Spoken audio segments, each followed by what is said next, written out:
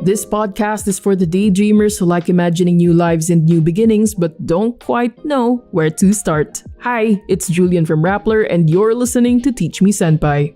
This is episode 15 and is sponsored by Lazada. Starting a business today is often closely tied to selling online. In fact, according to global data and business intelligence platform Statista.com, the Philippines e-commerce industry grew by 400% in the last 5 years, making it the second fastest growing e-commerce market worldwide. The industry has come to a point where it is easy to start a business, safe to conduct financial transactions, and regulated enough that trust has been built among shoppers, sellers, and the platforms they interact with. And so how do you, as an online seller, then stand out? In today's episode, we talk to a seller who was able to take advantage of what Lazada can offer. With the help of Lazada's different tools and campaigns, her business has grown from a one-woman operation that existed in smaller social media communities to a trusted source of Korean beauty products online. Her name is Rianne and she founded My Beauty Story. We start by asking her about her journey from pursuing this business as a side hustle and then pivoting her life to focus on growing this business. Hi Rianne! Hello! Thank you so much for being in the studio. Thanks for having me. Yeah, so I wanted to start off by asking about the name of the business. So, My Beauty Story. Why My Beauty Story? So we came up with the name My Beauty Story because we believe that skincare is very personal. Like each one of us has our own unique skincare story. So that's where My Beauty Story enters the picture. Like we want to be there for you in your beauty story and your personal skincare journey, and be able to help you find the right products for you regardless of your skin type or your skin concern. Wow, so it's like very, yung journey mo talaga. Kaya siya My Beauty Story, like very personal. Obviously, we touched on the kinds of products that you sell, right? So there's a specific focus, right? So it's not just skincare and not just beauty products. Yeah. You focus on Korean yeah. skincare and Korean beauty products. Yeah. Why Korean products? It was actually an accident, baby. Like, I really wasn't planning on opening a business related to Korean products. Like, right before graduation, there was already a job waiting for me, actually. So, it all started when randomly I was just searching, like, how to have youthful skin as you get older. And so, I stumbled upon Korean beauty products because I think back in 2016, the 12-step Korean skincare routine was gaining popularity back then. So, yun lang. Like, I just tried one product. I really liked it, and then I wanted more. And so, after I bought online, I thought to myself, like, why not buy extra stock so I can fund my skincare obsession? So yun, I posted on Ateneo Trade. So it's like a Facebook group for the Ateneo community. I posted a few products, and then to my surprise, all of them got sold out fast. Wow! Yeah. And that's how it started? Yeah. Doon na nanggaling yung So I just idea? kept posting and posting, tapos sold out lagi. Oh! Okay, let's backtrack a little. 2016, what was in trend nung time yun? So you mentioned 12-step Korean care. Yeah. Why was this trending? This is so familiar. Is it on like Instagram, Facebook? No nga parang there was it was not really accessible back then, K-beauty. So, YouTube vloggers, yeah. Oh, you were still a student then, right? So this was something that you were doing on the side. How did you go from doing this on the side as a student? Paano mo siya na-sustain even when you were working na? So, people would still ask me like, can you source this and that? But that was the time that I already stopped a bit because I was already working. So, eventually, parang the orders still came. And parang sayang if I don't fulfill them. So, yun, like after a while, I decided to start posting on platforms. Kasi parang it's hard to do meetups when you're already working. Like, I would sometimes drop off pa nga before going to work. Kasi parang I had like less than 10 parcels. So, before like going to my office, like I would look for a drop-off point and then drop off my parcels. Oh, yeah. Feeling ko grabe sobrang. How would you even like figure out yung balance ng schedule? I mean, Manila traffic alone is so hard to deal with. It came to a point wherein I was already waking up at 5 a.m. and then get work at 7 a.m. Leave work by, let's say, 8 p.m. Get home 10 p.m. Pack my orders. sleep at 2 p.m. and then wake up at 5 a.m. again. Oh my gosh. Parang I can't even imagine that kasi I really like having Yeah. rest. Like Yeah. pagdating ng 8 p.m. I'm not gonna check my messages. I'm not even gonna bother checking my email, my messages. So, minsan nga social media notifications, I Yeah. stopped checking them. But I didn't have time for myself already. oh gosh. Pero kasi sayang the extra income. That's true. And especially, I guess, when you're that young pa, diba? Like, you can Yeah. still grind. So, how did you decide then to do that, to do this full time? And at this point, did you already call it My Beauty Story or hindi pa? Yeah, kasi I already signed up in e-com platforms like Lazada. So, of course, I had to think of a name. Right? I see. And that's where My Beauty Story came from. Like, diba? Like, we have our own skincare journey. Yeah. So, how did you go from doing it as a side hustle to deciding full time? Parang what was that thing that told you, maybe I can do this full time? Like, I had to choose my battles. Like, I was mentally drained. I was physically drained, given my hectic schedule. Parang I was earning this much. Meanwhile, I was already earning this much in my side hustle. So, parang both are difficult naman, but like, the business is more rewarding for me. Kasi when you have a corporate job, like no matter what effort you put into, you're gonna have the same salary. Meanwhile, when we have a business, the rewards are endless. It's like commensurate yung effort. Yeah. Parang it's more motivating, like when you have a business. Kasi parang even if you slack off, like you're still gonna get the same amount in your corporate job. Like there are labor laws. Parang they can't just kick you out even if you're not doing anything. Meanwhile, kasi with your business, like you really have to exert effort to get the rewards for it. And this is something that you're personally very passionate about. Like, Yeah. it's not just a side Yeah, hustle for because you. a while ago, like what I mentioned, I got kind of obsessed with skincare that time. So, but it's really what I like. Like when people ask me, oh, what skincare do I use? Like I can easily advise you like what you can use. Compared to like, let's say you just enter a corporate job and like you're working just for the sake of having one. Parang medyo draining siya because you're not really into it. What I really like about what you've shared, no, is that this wasn't something that you immediately transitioned to or like Yeah. immediately decided. Like you had that period na you were preparing for it, you were realizing na, okay, I'm earning this much na, maybe this is something that I Parang can do. I actually worked for 3.5 years before deciding to like focus on my business full time. So parang back then, like I didn't realize that it was gonna grow this much. Like the growth kasi was very exponential. Parang there came to a point where I was earning more na from my business, from my sideline, compared to my corporate job. So parang why not focus on the corporate job? Kasi parang I didn't have time to grow it na. Like I couldn't even get people. Like I couldn't train them. So I thought to myself, like, once I quit my corporate job, I can easily train people, I can grow my business. Wow. Okay, let's kind of dissect that, no? Yeah. What financial preparations did you have to make? Like, did you have to set an amount for yourself na maybe I should save up until this amount before I decide to shift totally or something? Before I shifted to my business full time, I had 2 jobs. So, when I was working on my first job, parang it was way more na than what I was currently earning from my corporate job. But then, parang kasi there was this stigma na parang you got a degree and like you came from a good school, tapos you graduated with honors pa. Parang why are you quitting your job? Kasi for you to become an online seller, like you don't need a degree.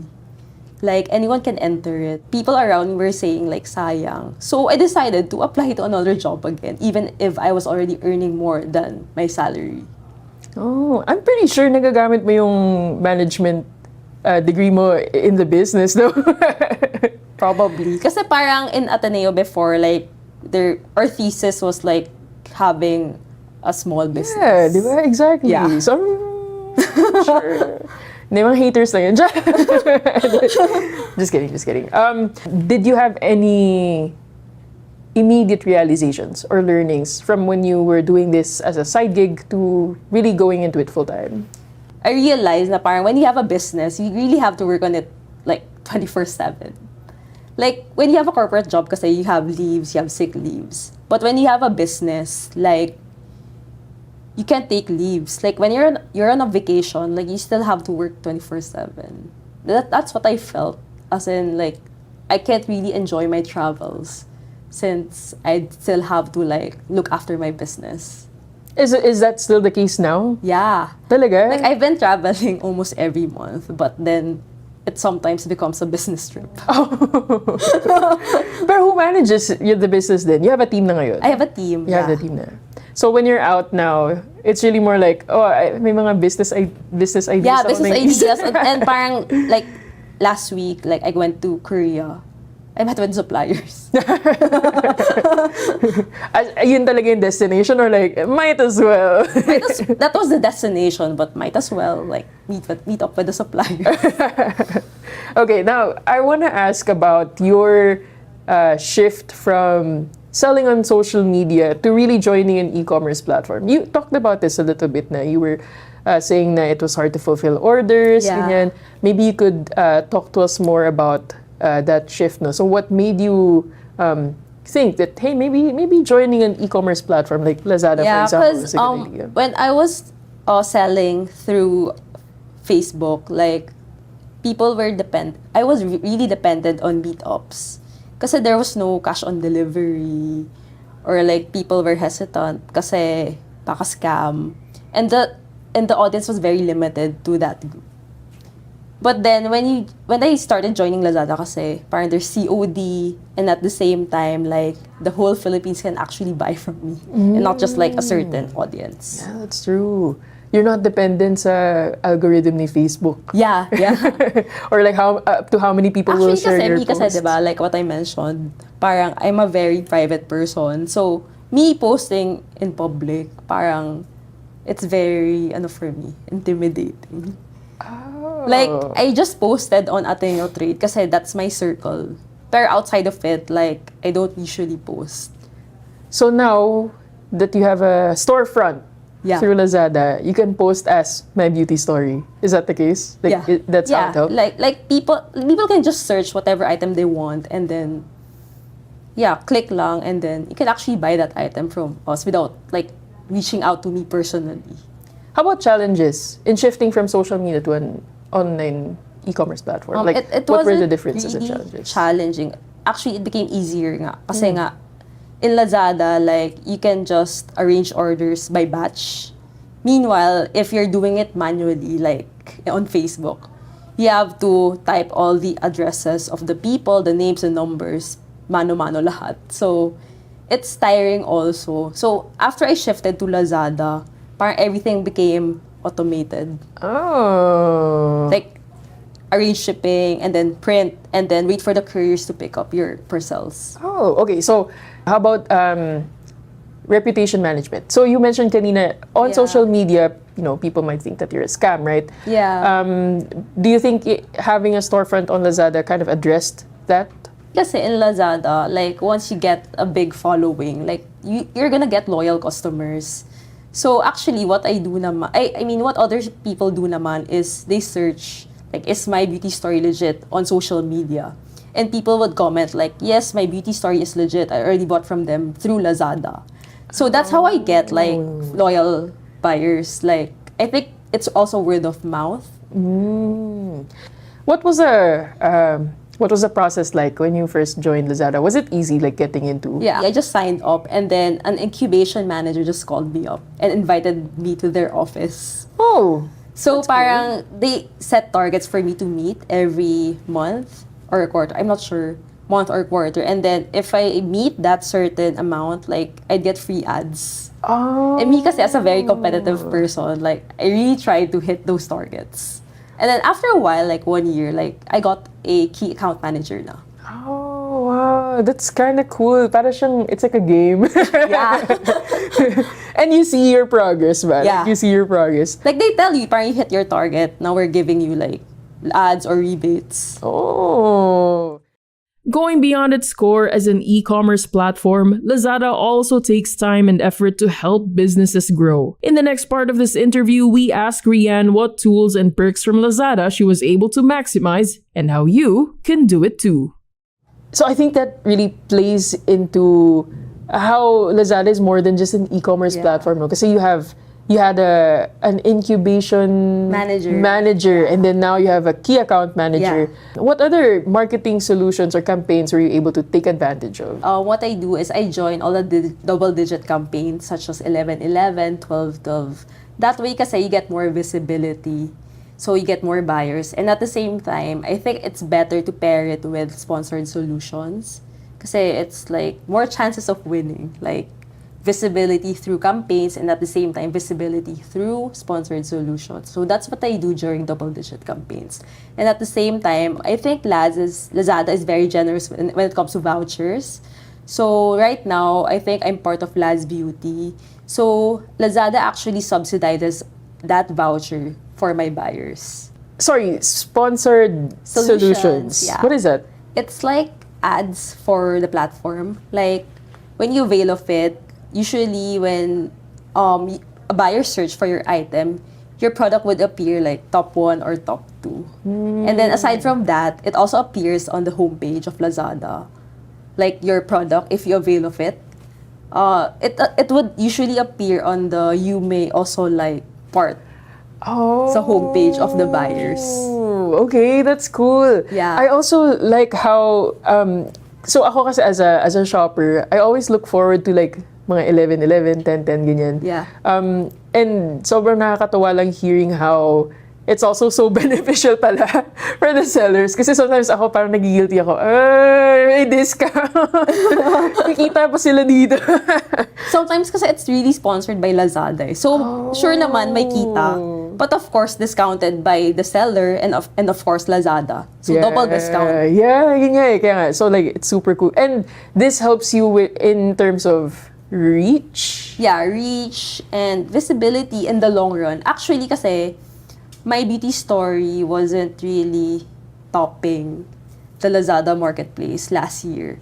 But then my cam urged me to join 11-11 with the free shipping. I was really hesitant. I didn't compute na for my margins. I just joined everything like the Laz coins, free shipping, the campaign. And then yun, sumabog yung orders. Oh, wow. And then after that instance, parang throughout the year, consistent na yung orders. I'm pretty sure part of it then is finding like strategies outside of Lazada. So, for example, how do you then spot trendy products so that your exposure on Lazada is like used up to the fullest potential? Before buying new stocks, I usually search for what's trending so we can check that out via influencer reviews or whatnot. Parang there was a time na parang I was just searching randomly and then a toner popped up my feed. It was trending na pala overseas, not in the Philippines. So I decided to bring it to the Philippines. And sakto, it got trendy in the Philippines. And I was the only seller who was selling that product. So all of the buyers like went to my beauty story for that toner. Would you ever consider selling stuff that aren't Korean beauty Actually, products? I tried selling like Thai before. Pero kasi I feel like if you're a Korean beauty shop, parang people would go to you for Korean products. So if they want something like Thai or Japanese, they would go to a Thai shop or a Japanese shop. So parang yun, like parang it felt na people would just go to me for Korean beauty products. So that's what you feel like, yun na yung niche mo eh. Yeah. Like, kasi I'm not known naman for selling other products that's not Korean. So, I think people would go to other shops for that. So, what I'm doing is like, making my assortment wider. Kasi parang, sobrang daming new products actually in Korea. I have 1,000 SKUs ha. But I feel like it's not yet enough. Oh my gosh. Grabe. And I can imagine because like Korean beauty products are just really popping off talaga recently. For people who want to start getting into Korean beauty products, like what kind of advice would you give them so that they can make the most of their purchase? First is to find a reputable shop like My Beauty Story. Of course. There's so much fake products out there. We actually have social media page wherein we post about fake versus authentic. So what we did was we tried buying from those stores and compare it with ours. And fake talaga siya. Oh my gosh. Yeah. So one is, of course, to find a reputable shop. Second, patch test first. Kasi some people, parang, they wanna try everything. Like, me before, like, I got obsessed with Korean skincare. Pero not every product's gonna work for you. Kasi parang just because one product works for you doesn't necessarily mean that it's gonna work for other people. Yeah. So you have to do patch test and then see what works for you. Kasi, and then don't incorporate too much acids. How about skin type? We were talking about skin type earlier. Maybe you can talk to us about skin type then. It's like, ako medyo revelation for me, like, finding out, okay, I am combination dry and oily. Yeah. Probably. Heads up lang though, like, I'm not a dermatologist and I'm not an expert. But if you have dry skin, I feel like it's better for you a cream type of moisturizer. And if you have oily skin, like, it's gonna be better for you a gel type of moisturizer para hindi siya ganun ka-oily. Yeah, what's the difference between cream and gel? Gel kasi it dries up fast. Cream kasi it's creamier. So it's like thicker, ganun? Yeah, thicker. Oh. How about sunscreen? Like, may different considerations ba yun if you wanna use sunscreen? I feel like if it's too light, parang there's not much protection. Oh. So, kasi parang for sunscreens to be effective, parang may certain ingredients eh. And it's what's making it like a bit thick. Oh. So, regardless of skin type, I feel like any sunscreen would be okay. How about you yourself? Anong klaseng products are you very much into right now? Right now, for the cleanser, I'm not really particular. But for my essences and creams, I still use the first product I bought back in 2016. CosRX Nail Mucin Essence. And then the Iliyun Ceramide Cream. It's like a cream-based cleanser since I have dry skin. Oh, okay. I am not very much, I'm not in that with skincare. Maybe you can break this down for me. What does cleanser do? What's an essence? So the cleanser, of course, cleanses your face. Like from all the dirt. But if you have makeup, I think it's better if you use a cleansing oil or cleansing balm first to remove all the makeup. So cleansing balm or oil, and then you use a cleanser. So the balm is oil-based, while the cleanser is water-based. And then after that, actually a toner kasi is very, what do you call this? It's not required for your skincare routine, but it's like a nice additional to it. What does a toner do?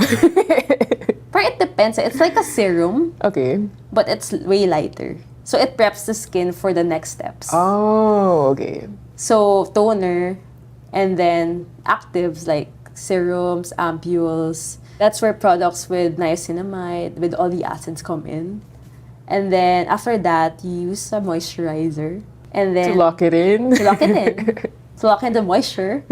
And then sunscreen, of course, during the day. And if someone were to want to like keep learning more, like what good resources would you recommend? Of course, your social, your own page. Yeah. And then what else? I think parang actual dermatologists naman, like online, they give good advice and can recommend skincare also. Like not just Korean, but also Western counterparts. But like, for example, for oily skin, they also recommend niacinamide for oil regulation. And then, parang same types of ingredients, but different products naman. So, for example, they recommend using a product with niacinamide. You can also find niacinamide products from like My Beauty Story, even if like hindi siya yung actual product that they're recommending. Basta same ingredients, like we also have it. What's the trendiest now ngayon that you noticed? Sunsticks. Sunsticks. Yeah, sunsticks. Right. Yeah. Parang it's like a sunscreen, pero like You just in like stick rub form. it, right? Yeah. Cleansing balms din. Cause like, it's way lighter than cleansing oil. Kasi if you pump cleansing oil, it's like real oil. As in, it's really oily. But for cleansing balms naman, it's like solid kasi. So you just scoop, like probably a scoop lang. And then rub it on your face. And tada! Your face is clean. Wash it off na lang with water. pag cleansing oil kasi, parang you're gonna feel like there's still oil residue. Okay, last question. If someone were to want to start selling on Lazada, like what's the one piece of advice you can give? One, of course, is to build a community who can vouch for you and your shop. Kasi parang, yun nga, like even if you have the lowest prices, you're not gonna get anyone's trust if like you don't have anyone who can like back you up. And second, like my advice lang, just because there's a change in packaging or formulation, it doesn't necessarily mean it's fake. Kasi in Korea, like sometimes parang maraming changes without them informing us. So just because nga hindi kayo heyang, it doesn't mean it's fake. Like maybe like try other products na lang. Second, of course, my advice is to watch out for trends. Kasi parang, for example, you just have one product, tas hindi na siya naging trendy. Parang, what would you sell na? Nothing. So that's also important din. That's why it's also important that you have a wide assortment of products. So just in case, like, people got sick na of your one product, you still have other products to back you up. Thank you so much, Rianne. Those are all of our questions. I really, really want to ask more, but we're out of time. So thank you for giving us some advice today. And that was our episode today. I'm Julian Sirineo. Thank you guys for watching.